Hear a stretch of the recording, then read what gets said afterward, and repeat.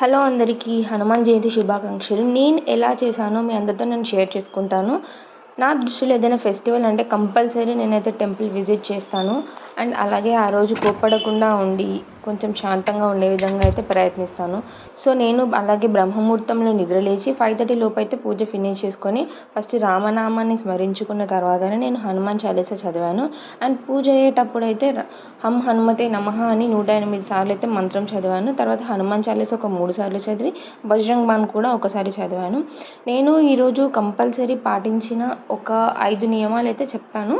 ఏంటంటే ఈరోజు వీలైతే సాత్విక ఆహారం తీసుకొని, లేదంటే కుదిరిన వాళ్ళు ఉపవాసం కూడా ఉండొచ్చు. రోజు మొత్తంలో ఒకసారి అన్నం తిని మిగతా టైంలో ఏదైనా ఫ్రూట్స్ కానీ అలాంటివి ఏవైనా తీసుకోవచ్చు. నేను ఇక్కడ సాత్విక ఆహారమే తీసుకున్నాను ఈరోజు. ఇంకొకటి చెడు మాటలు అస్సలు మాట్లాడకూడదు. ఇంకొకటి కింద పడుకోవాలి, అంటే మంచాలు అలాంటి వాటికి దూరంగా ఉండాలి. కోపం తెచ్చుకోకుండా ఉండాలి. రోజు మొత్తం దైవస్మరణ చేస్తూ ఉండాలి.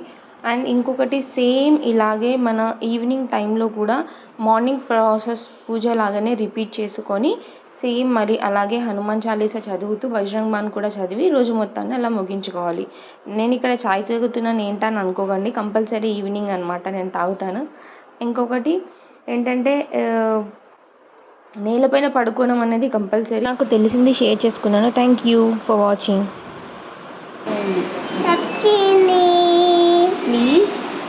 ప్లీజ్ సబ్స్క్రైబ్ చేయండి.